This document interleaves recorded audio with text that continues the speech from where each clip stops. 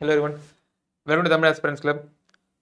So NTPC exam வரப்போகுது, RRB conduct பண்ணக்கூடிய NTPC exams வரப்போகுது, which is scheduled to happen on from June 5th, கரெக்டா? June 5லேருந்து ஆரம்பிக்க போகுது. ஸோ அதுக்குண்டான ப்ரிப்பரேஷன்ஸ் நீங்கள் கோத்ரூ பண்ணிட்டு இருப்பீங்க.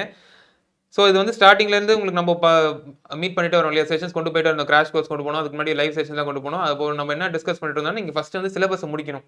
சிலபஸ் முடிக்கிறதா உங்களுக்கு வந்து ரொம்ப இம்பரேட்டிவ் திங். அதான் ரொம்ப ஃபஸ்ட்டு பண்ண வேண்டிய ஒரு விஷயம். அந்த சிலபஸை நல்லா பார்த்து வீடியோஸில் பார்த்தாலும் சரி, மெட்டீரியல்ஸ் மாதிரி வாங்கி சால்வ் பண்ணாலும் சரி, எப்படியும் நீங்கள் சிலபஸ் முடிச்சிருக்கணும். அதுக்கப்புறம் நீங்கள் என்ன பண்ணலாம், ப்ராக்டிஸ் பண்ணலாம். சரிங்களா? ப்ராக்டிஸ் பண்ணதுக்கப்புறம் நீங்கள் வந்து மார்க்ஸ் டெஸ்ட் போட ஆரம்பிக்கலாம். அது செக்ஷன் மார்க்லாம் இருக்கலாம், இல்லை டாபிக் வைஸ் டெஸ்ட்டாக இருக்கலாம், இல்லை ஃபுல் மார்க்காக இருக்கலாம். இப்படி பார்த்துட்டு நீங்கள் வந்து ப்ரிப்பேர் ஆகிட்டே வந்துட்டு இருக்கீங்க. இப்போ வந்து நம்ம லாஸ்ட் பார்ட்டை நம்ம நெருங்கிட்டோம். எக்ஸாமுக்கு நம்மளுக்கு வந்து ஒரு வாரம் தானே இருக்குது, ஆல்மோஸ்ட் ஒரு வாரம் தான் இருக்குது, நெருங்கிட்டோம்.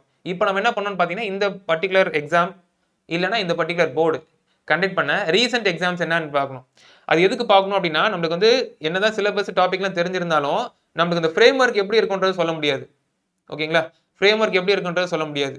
ஸோ அந்த ஃப்ரேம் ஒர்க் எப்படிலாம் இருக்குன்றது தெரிஞ்சுட்டு வச்சுக்கிட்டோம் அப்படின்னா, கொஸ்டினை பார்த்து அண்டர்ஸ்டாண்ட் பண்ணுறது எடுத்துக்கூடிய டைம் இருக்கு இல்லையா, அந்த டைமை நம்ம குறைச்சிக்கலாம். ஓகேங்களா? அதுக்காக தான் நம்ம வந்து இந்த செஷன்ஸ் கொண்டு போகிறோம். இது வந்து உங்களுக்கு என்ன இருக்குன்னு பார்த்தீங்கன்னா, உங்களுக்கு வந்து எக்ஸ்பெக்டட் கொஸ்டின்ஸ் கொண்டு போகிறோம். Means recently asked RRB questions exams. அது வந்து உங்களுக்கு வந்து ALPயாக இருக்கலாம், இந்த வருஷம் கண்டக்ட் பண்ணக்கூடிய ALPயாக இருக்கலாம், டெக்னீஷியன் கிரேட் 1 கிரேட் 3 இருக்கலாம், இல்லை உங்களுக்கு JEஆ இருக்கலாம். இந்த ரீசென்ட்லி ஆஸ்ட் எக்ஸாம்ஸில் குவான்ட் செக்ஷனை பொறுத்த வரைக்கும் உங்களுக்கு கொஸ்டின்ஸ் எப்படி கேட்டிருக்காங்க, எவ்வளோ யூனிக்காக இருக்குது, இல்லை ஃப்ரேம் ஒர்க் வந்து எவ்வளோ டிஃப்ரெண்ட்டாக இருக்குது அப்படின்றத நம்ம பார்த்துட்டு அது மாதிரி கொஸ்டின்ஸை மட்டும் கன்சாலிடேட் பண்ணி அதை மட்டும் நம்ம டிஸ்கஸ் பண்ணி சால்வ் பண்ண போகிறோம். அகெயின் நான் ஆல்ரெடி சொன்ன மாதிரி உங்களுக்கு எல்லாமே தெரிஞ்சிருக்கும். சிலபஸ் பார்க்குறவங்களுக்கு எப்படி இருந்தாலும் சால்வ் பண்ண தெரியும். பட் கொஸ்டின் அண்டர்ஸ்டாண்ட் பண்ணுறதுல நம்ம டைம் எடுத்துக்கிறோம் இல்லையா, அதை எப்படி குறைக்கலான்றத பார்க்கறது தான் வந்து அதுக்கு யூஸ் பண்ணிக்கக்கூடிய அந்த டாக்டிக்ஸ் தான் இந்த செஷனில் பார்க்க. அண்ட் இந்த செஷன் பார்த்தா உங்களுக்கு வந்து ஒரு எக்ஸ்ட்ரா அட்வான்டேஜ் இருக்குன்றது ஆல்ரெடி சொல்லியிருப்பேன். இப்போ நம்ம டிஸ்கஸ் பண்ண மாதிரி தான். ஸோ வந்து எவ்வளோக்கு குயிக் அண்டர்ஸ்டாண்ட் பண்ணி சால்வ் பண்ணுறது அந்த அட்வான்டேஜ். இது பார்க்காம போனால் ஏதாவது பெரிய லாஸ்ன்னு கேட்டிங்கன்னா பெரிய லாஸ்னு கிடையாது. இதை மட்டும் பார்த்துட்டு போனால் போதுமா அப்படின்னு கேட்டிங்கன்னா அதுவும் கிடையாது. நான் ஆல்ரெடி சொன்ன மாதிரி அந்தந்த ஸ்டெப்ஸ் எல்லாம் முடிச்சிருக்கணும். சிலபஸ் முடிச்சிருக்கணும், மார்க் டெஸ்ட் போட்டிருக்கணும், ப்ராக்டிஸ் பண்ணிருக்கணும். அதெல்லாம் முடிஞ்சிச்சுன்னா லாஸ்ட் பிட் ஆஃப் ப்ரிப்பரேஷன் அதை கொண்டு போய் நீங்கள் வச்சுட்டு இதுக்கப்புறம் நீங்கள் எக்ஸாம் போனீங்கன்னா ரொம்ப கான்ஃபிடென்ட்டாக போய் இருந்து கொஸ்டின்ஸ் அட்டம் பண்ணி நல்ல ஸ்கோர் எடுத்துகிட்டு வரலாம். ஓகேங்களா? ஃபைன். ஸோ அப்போ கோர்ஸை பற்றி பார்க்கும்போது நம்ம வந்து எல்லா செக்ஷன்ஸ்லேயும் வந்து நம்ம கோர்ஸ் வச்சிருக்கோம். அது வந்து நீங்கள் எந்த நான் டெக்னிக்கல் SSC RRB எக்ஸாம்ஸ் எடுத்தாலும் சரி, உங்களுக்கு சிலபஸ் எல்லாமே சேமாக தான் இருக்கும், நான் டெக்னிக்கல் பார்ட் வைஸ். ஸோ உங்களுக்கு வந்து இண்டிவிஜுவல் கோர்சஸ் வேணும்னாலும் நீங்கள் இண்டிவிஜுவல் கோர்சஸ் பர்ச்சேஸ் பண்ணிக்கலாம். அது இங்கிலீஷ் மட்டும் வேணும்னாலும் சரி, இல்லை மேக்ஸ் அண்ட் ரீசனிங் மட்டும் வேணும்னாலும் சரி, இல்லை GS மட்டும் வேணும்னாலும் சரி, இல்லை எனக்கு இந்த காம்பினேஷன் வேணும்னு பார்த்தீங்கன்னா உங்களுக்கு காம்பினேஷன் கோர்ஸஸும் இருக்குது. சரியா? இங்கிலீஷ் ப்ளஸ் GS இருக்குது, இங்கிலீஷ் ப்ளஸ் மேக்ஸ் இருக்குது, மேக்ஸ் ப்ளஸ் GS இருக்குது. ஓகேங்களா? அந்த மாதிரி எடுத்துக்கலாம். இல்லை எனக்கு கம்ப்ளீட்டாக வாங்கி வச்சுக்கிட்டேன்னா போதும், நான் எப்போ என்னென்ன எக்ஸாம் ப்ரிப்பேர் பண்ணுறேன் அப்படின்னாலும் அட்டம் கொடுக்க போகிறனால எனக்கு வந்து இந்த கோர்ஸ் எல்லாம் வந்து யூஸ் பண்ணி நான் ப்ரிப்பேர் பண்ணி அப்படின்னு சொல்லிங்கனாலும் கம்ப்ளீட் கோர்ஸும் இருக்குது. ஸோ அந்தந்த கோர்ஸுக்கு உண்டான லிங்க் இந்த வீடியோ டிஸ்கிரிப்ஷனில் இருக்குது. You can make use of it. பாருங்கள், அந்த லிங்க்குள்ளே போனீங்க அப்படின்னா உங்களுக்கு டெமோ வீடியோஸ் இருக்கும். டெமோ வீடியோஸ் பாருங்கள். அது கன்வின்சிங்காக இருக்குது, ப்ராமிசிங்காக இருந்துச்சுன்னா நீங்கள் கோர்ஸ் பர்ச்சேஸ் பண்ணிக்கலாம். Okay fine. கொஸ்டின்ஸ்குள்ளே போயிடலாமா? root of 144 plus root of 0.0324 minus 6.76. Okay, so ஒரு பார்ட்டாக சால்வ் பண்ணலாம். ஸோ 144 நான் ஸ்கொயர் ரூட் எடுத்தேன் அப்படின்னா எனக்கு 12. நெக்ஸ்ட் ப்ளஸ் 0.0324 இந்த பாயிண்ட்டுக்கு அப்புறம் வருவோம். நம்பரை பார்க்கும்போது 324 ஸ்கொயர் நம்பரான்னு பார்த்தீங்கன்னா 324 ஸ்கொயர் நம்பர் தான். எதோட ஸ்கொயர்னு பார்த்தீங்கன்னா 18ஓட ஸ்கொயர். இப்போ 18 எழுதியாச்சு. இப்போ டெசிமல் பாயிண்ட் எங்கே பிளேஸ் பண்ணுறது பார்க்கலாம். 1 2 3 4. ஸோ ரூட்டுக்குள்ளே உங்களுக்கு 4 பாயிண்ட்டுக்கு அப்புறம் 4 இடம் தள்ளி உங்களுக்கு வந்து வந்திருக்கு அப்படின்னா, இங்கே நீங்கள் வந்து ஸ்கொயர் ரூட் எடுக்கிறீங்க அப்படின்னா உங்களுக்கு 2 இடம் தள்ளி தான், 2 இடத்துக்கு முன்னாடி தான் உங்களுக்கு என்ன இருக்கும், பாயிண்ட் இருக்கும். So plus 0.18. புரியுது என்ன சொல்ல வந்துட்டு? பாயிண்ட்டுக்கு அப்புறம் உங்களுக்கு 4 இடம் தள்ளி, பாயிண்ட்டுக்கு அப்புறம் உங்களுக்கு 4 டிஜிட்ஸ் வந்திருக்கு அப்படின்னா, ஸ்கொயர் ரூட் எடுக்கும்போது பாயிண்ட்டுக்கு அப்புறம் உங்களுக்கு 2 டிஜிட் வந்துருக்கும். ரிவர்ஸில் யோசிக்கணும்.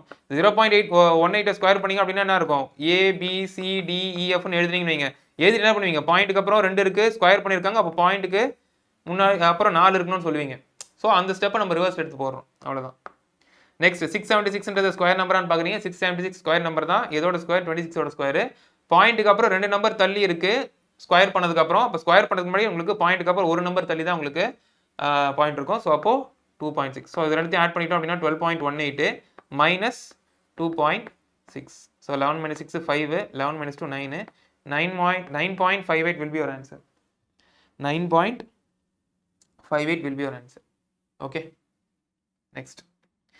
A bag contains balls numbered from 1 to 42. One ball is drawn at random from these balls. The probability that the number is a multiple of 7 or 8. ஓகேங்களா, மொத்தமா 42 பால்ஸ் இருக்கு. ஓகே, அதுல பால் பிக் பண்றாங்க. எடுக்கக்கூடிய ஒவ்வொரு பாலுக்கும் நம்பர் வந்து அதோட ஃபேஸ்ல வந்து பிரிண்ட் பண்ணிருப்பாங்க. அந்த நம்பர் வந்து 7ஓட மல்டிபிளா இருக்கணும், இல்ல 8ஓட மல்டிபிளா இருக்கணும்னு சொல்றாங்க, 6ன்னு சொல்றாங்க. ஸோ அப்போ ரெண்டு ஈவெண்ட்ஸை நீங்க என்ன பண்ணலாம், அதோட ப்ராபபிலிட்டி கண்டுபிடிச்சு ஆட் பண்ணிக்கலாம். ஸோ 7ஓட மல்டிபிள்ஸ் பார்க்கும்போது ஃப்ரம் 7 to 42 பார்க்கும்போது 7 இருக்கு, 14 இருக்கு, 21 இருக்கு, 28 இருக்கு, 35 இருக்கு, 42 இருக்கு. 42 கவுண்ட் பண்ணிக்கணும், அதையும் இன்க்ளூட் பண்ணிக்கணும். அதே மாதிரி 8ஓட மல்டிபிளா இருந்தாலும் ஓகேன்னு சொல்றாங்க. 8, 16, 24, 32, 40. ஸோ இருக்கிறது எல்லாமே கவுண்ட் பண்ணா 1, 2, 3, 4, 5, 6, 7, 8, 9, 10, 11. ஸோ உங்களுக்கு சான்சஸ் ஃபேவரபிள் ஈவெண்ட்ஸ்னு பார்க்கும்போது உங்களுக்கு எத்தனை இருக்குன்னு பார்த்தீங்கன்னா 11 இருக்கு. டோட்டல் ஈவெண்ட்ஸ் எவ்வளோன்னு பார்த்தீங்கன்னா 42 இருக்கு. So 11/42 will be your answer. 11/42 will be your answer. இதெல்லாம் சிம்பிள் தானே, ப்ராபபிலிட்டி நம்ம பார்த்தது தான். பட் இங்க வந்து என்ன பண்றாங்க, எனக்கு ஜஸ்ட் பால்ஸ் வந்து பிங்க் கலர் வைஸ் நம்ம பால்ஸ் வந்து செக்ரிகேட் பண்ணிருப்போம். இங்க நம்பர் வைஸ் வந்து என்ன பண்றாங்க பார்த்தீங்கன்னா எடுக்க சொல்றாங்க, பிக் பண்ண சொல்றாங்க. Okay. A solid metallic sphere of radius 4 cm is melted and recast into 64 identical spheres. What is the ratio of surface area of the original sphere to the surface area of 5 smaller spheres? First of all, எனக்கு bigger sphere ஓட வால்யூமும் 64 smaller spheres ஓட வால்யூமும் சேமா இருக்கும். ஓகேங்களா? So அப்போ அந்த ஸ்பியர்னு பார்க்கும்போது உங்களுக்கு அதே தான், 4/3 × πr cube, 4/3 காமனாக இருக்கு அடிச்சுக்கலாம், பை காமனாக இருக்கு அடிச்சுக்கலாம். ரேடியஸை மட்டும் நீங்கள் என்னென்னு கண்டுபிடிச்சிங்கன்னா போதும். ஸோ லார்ஜ் ஸ்பியரோட ரேடியஸ் வந்து எனக்கு வந்து 4 இருந்துச்சு அப்படின்னா ஸ்மாலர் ஸ்பியரோட ரேடியஸ் எனக்கு என்னவா இருக்கும் கண்டுபிடிச்சிடலாமா? லார்ஜ் ஸ்பியரை கியூப் பண்ணி 64 × ஸ்மாலர் ஸ்பியரை கியூப் பண்ணிங்கன்னா ரெண்டுமே சேமாக இருக்கும். இதில் லார்ஜ் ஸ்பியரோட ரேடியஸ் வந்து 4ன்னு சொல்லிட்டாங்க. ஸோ 4 கியூப் பண்ணிக்கிறேன். அப்போ ஸ்மாலர் ஸ்பியரோட ரேடியஸ் என்னவா இருக்கும்? 1 அப்படின்னு இருக்கும். ஸ்மாலர் ஸ்பியரோட ரேடியஸ் 1 சென்டிமீட்டர். அவ்வளோதான், கண்டுபிடிச்சாச்சு.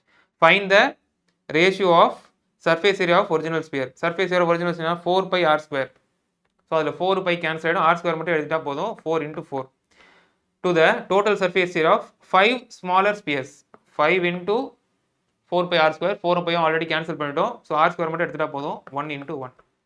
ஸோ இதோட ஆன்சர் என்னவா இருக்கும்? 16:5. 16:5 will be your answer. Very simple, very easy. If alpha and beta are the roots of the equation, find the value of alpha square plus beta square. இது ஒன்று தெரியும். Sum of the roots is equal to -b/a. இங்க a-ன்றது 1, b-ன்றது -11, c-ன்றது 24. So -b/a ன்னு பார்க்கும்போது உங்களுக்கு 11/1 11 இருக்கும். alpha into beta, product of the roots will be equal to c/a. So c/a-ன்றது உங்களுக்கு 24 அப்படின்னு இருக்கும். So alpha plus beta the whole, இது ஸ்கொயர் என்ன கேட்குறாங்கன்னா alpha square plus beta square value என்னன்றது கேட்குறாங்க. alpha plus beta whole square is equal to alpha square plus beta square plus 2 × alpha beta தானே. ஓகேங்களா, இது நீங்களே சால்வ் பண்ணுவீங்க, பட் ஸ்டில் எடுத்துட்டேன், சால்வ் பண்ணிடுறேன். ஸோ alpha plus beta வந்து 11 ஸ்கொயர் பண்ணினா 121. this is equal to alpha square plus beta square plus 2 × alpha beta. 2 × alpha betaன்றது என்னது உங்களுக்கு 24. 24. ஸோ அப்போ 121 - 48. ஸோ 11 - 8 உங்களுக்கு 3. 73 ஒன்று தான் இருக்குது. சரி, ஓகே. அடுத்து 11 - 4 7. So 73 will be your answer. Very simple. Next. The mode and median of a data is 26.7 and 71. Find the value of mean. Use empirical formula அவங்களே கொடுத்துருக்காங்க. ஸோ empirical formula யூஸ் பண்ணி நீங்கள் மோட் கண்டுபிடிக்கலாம். ஓகேங்களா. So mode will be equal to என்னது 3 times of median minus 2 times of mean. கரெக்டா? 3 times of median minus 2 times of mean. Okay, இதெல்லாம் எப்போ கேட்பாங்கன்னு பார்த்தீங்கன்னா உங்களுக்கு வந்து அந்த மீன் மீடியன் மோட் இருக்கு இல்லையா, இதெல்லாமே உங்களுக்கு வந்து க்ளோசர் வேல்யூஸாக இருந்துச்சு அப்படின்னா அப்போ எம்பெரிக்கல் ஃபார்ம்ல நீங்கள் யூஸ் பண்ணலாம். ஓகே, மீன் மீடியனோ இல்லை மீடியன் மோடோ உங்களுக்கு வந்து க்ளோசர் வேல்யூஸாக இருந்துச்சு அப்படின்னா அப்போ நீங்கள் எம்பெரிக்கல் ஃபார்ம்ல யூஸ் பண்ணி நீங்கள் என்ன கேட்குறாங்களோ அதை சால்வ் பண்ணலாம். Okay fine. ஸோ மோடோட வேல்யூ என்னன்னு சொல்லியிருக்காங்க 26.7. 26.7 will be equal to 3 × median வந்து 71 minus 2 times of mean. So அப்போ மீன் அந்த சைடு கொண்டு போயிட்டோம்னா 2 times of mean is equal to 3 × 7 என்ன இருக்கும் 213 minus 26.7. ஸோ 10 - 7 உங்களுக்கு வந்து 3, 12 - 6 6, 10 - 2 8, 186. ஸோ 186.3 divided by 2 தான் உங்களுக்கு மீன் வரும். ஸோ 93.15. 93.15. ஸோ 93.2ன்னு எடுத்துக்கலாம். So 93.2 will be your answer. ஓகேங்களா? அதாவது ஸ்கியூடு டேட்டா அப்படின்னு சொல்லலாம். இல்லை உங்களுக்கு வேல்யூஸை பார்க்கும்போது இந்த மீன் மீடியனோ இல்லை மீடியன் மோடோ உங்களுக்கு க்ளோஸராக இருந்துச்சு அப்படின்னா அப்போ நீங்கள் இந்த எம்பெரிக்கல் ஃபார்மில் யூஸ் பண்ணலாம். Mode is equal to 3 times of median minus 2 times of mean அப்படின்னு சொல்லிட்டு அந்த ஃபார்ம்ல யூஸ் பண்ணலாம். அவங்களே மென்ஷன் பண்ணியிருப்பாங்க. எம்பெரிக்கல் ஃபார்ம்ல யூஸ் பண்ணி சால்வ் பண்ணுங்க, அவங்களே மென்ஷன் பண்ணியிருப்பாங்க. அதுவே நீங்கள் க்ளூவாக எடுத்துக்கலாம். ஓகே, மற்றபடி ஒரு கேல்குலேஷன் மட்டும்தான். இந்த ஃபார்ம்ல தெரிஞ்சிச்சுன்னா இந்த கொஸ்டின் சால்வ் பண்ணிடலாம். Simple. The area of 4 walls of a room is 780 meters square and the length is twice the breadth. இது clue. Length will be 2 times the breadth அப்படின்றது clue. If the height of the room is 13, find the area of the floor. So floor ன்றது என்ன dimensions கொண்டு இருக்கும்? Floor ன்றது L into B. So L into B ஓட value என்னன்றது கேக்குறாங்க, solve பண்ணிடலாம். 4 walls ன்னு சொல்றாங்க இல்லையா? அப்போ வால்ஸை பொறுத்த வரைக்கும் உங்களுக்குனால இமேஜின் பண்ண முடியுதுல, ஹைட் இருக்கு, பிரெத் இருக்கு, இது ஒரு வால். ஹைட் இருக்கு, லென்த் இருக்கு, இது ஒரு வால். ஸோ அப்போ எனக்கு 4 walls ன்னு சொல்றாங்க. So 2 times of LH plus 2 times of BH will give you the total area of the 4 walls. இதில் உங்களுக்கு 2 இருக்கு, H காமனாக இருக்கு, அந்த H ஓட வேல்யூ கொடுத்துட்டாங்க. This will be equal to L plus B which is equal to 780. Again Lக்கு பதிலாக நான் 2 times of B ன்னு போட்டுக்கலாம். So 2B plus B 3B, 3B into 13 into the 2 தான் உங்களுக்கு 780. Next 13 இருக்கு, 13 6 are 78 60, 3 2s are 6, 6 10s are, so breadth ஓட value உங்களுக்கு 10 அப்படின்னு எடுத்துக்கலாம். breadth ஓட வேல்யூ 10 இருந்துச்சுன்னா length ஓட வேல்யூ 20. அவங்க கேட்குறது area of the floor. So ஃப்ளோரோட ஏரியா எப்படி கண்டுபிடிப்பீங்க? L into B கண்டுபிடிப்பீங்க. ஸோ 20 into 10 உங்களுக்கு 200. So 200 meter square will be the area of the floor. Okay, 200 meter square will be the area of the floor. Next, 2 pipes A and B together can fill a tank in 4 hours. Had they been opened separately, B would have taken 6 hours more than A to fill the cistern. How much time will A take to fill the cistern? ரொம்ப simple. So அப்போ A இருக்கு, B இருக்கு, A plus B இருக்கு. A plus B நீங்கள் க்ளூவாக எடுத்துக்கலாம். இப்போ A ஓட value தானே கேட்குறாங்க. நான் ஆப்ஷன்ஸ் வந்து 1 by 1 போகிறேன். சரியா? இப்போ ஆப்ஷன் A வந்து 8ன்னு வச்சுக்கிறேன்னு வைங்களேன். A வச்சுக்கிறேன்னு வைங்க. So 6 B would take 6 hours மோர்னு சொல்கிறாங்க. ஸோ A ஓட டைம் டேக்கன் 8 ஹவர்ஸாக இருந்துச்சு அப்படின்னா B ஓட டைம் டேக்கன் எனக்கு 14 hours. இப்போ ரெண்டு பேருமே சேர்ந்து பண்ணுறாங்கன்னா என்ன பண்ணலாம்? 2 into 4 into 7 எடுத்துக்கலாமா டோட்டல் டைம் டேக்குன்னு? அதே மாதிரி 7 plus 4 11 இருக்கும். இதை நான் சால்வ் பண்ணனா எனக்கு 4 hour தான் பாருங்க.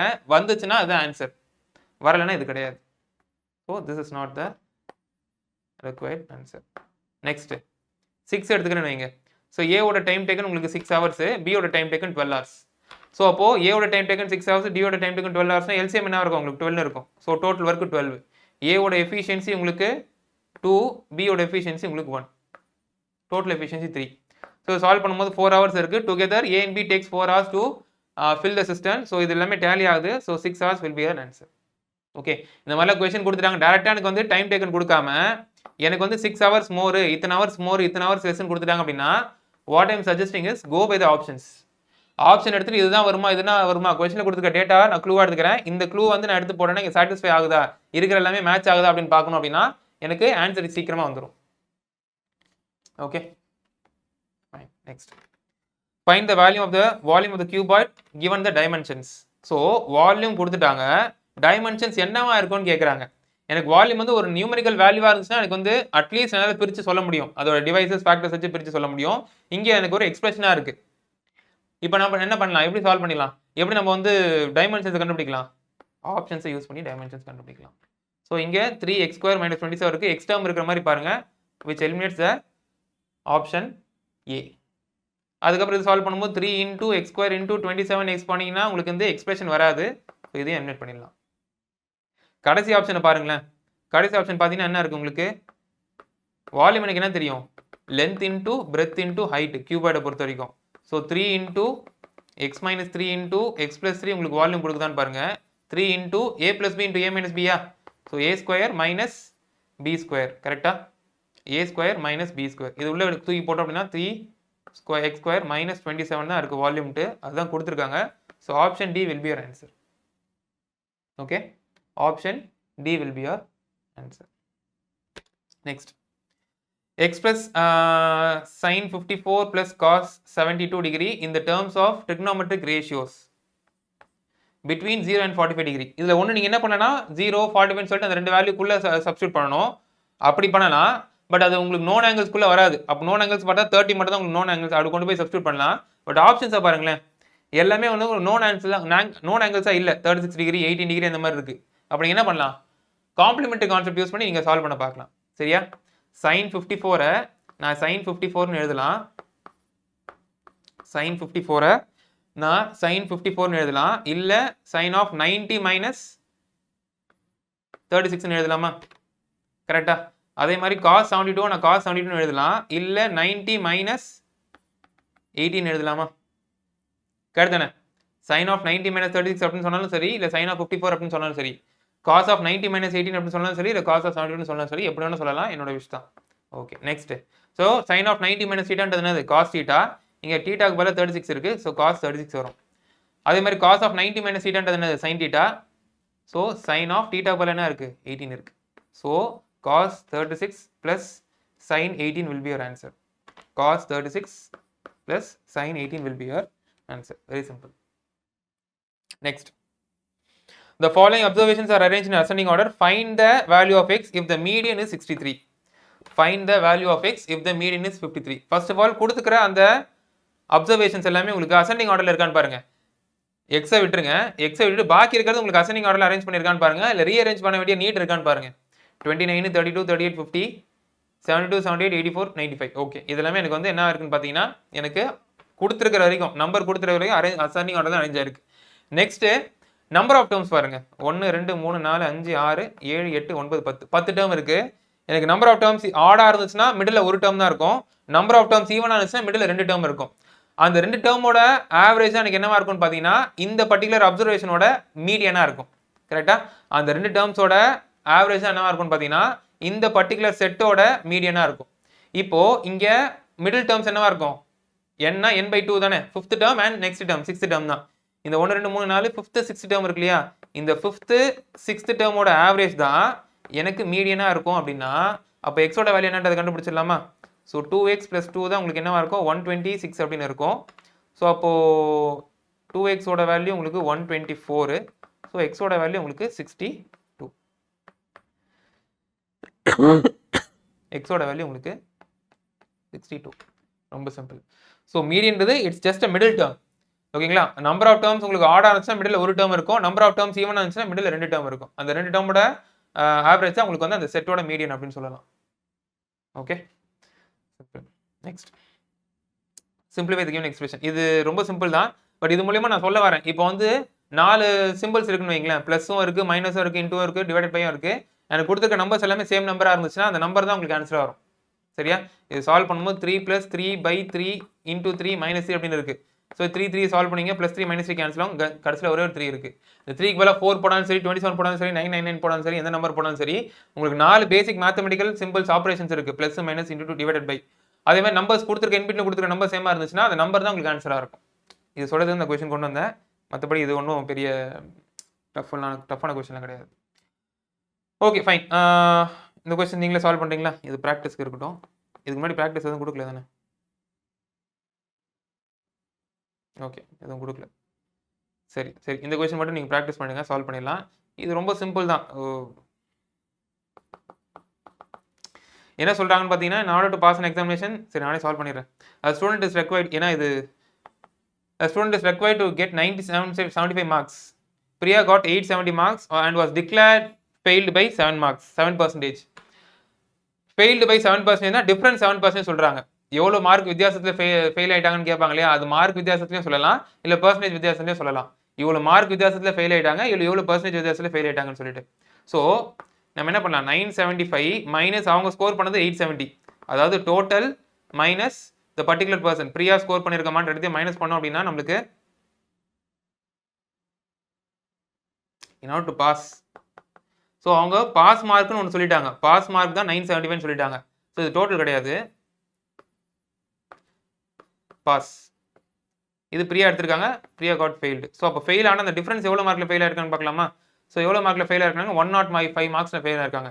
இந்த 105 மார்க்ஸ் தான் அவங்க சொல்கிற அந்த 7%.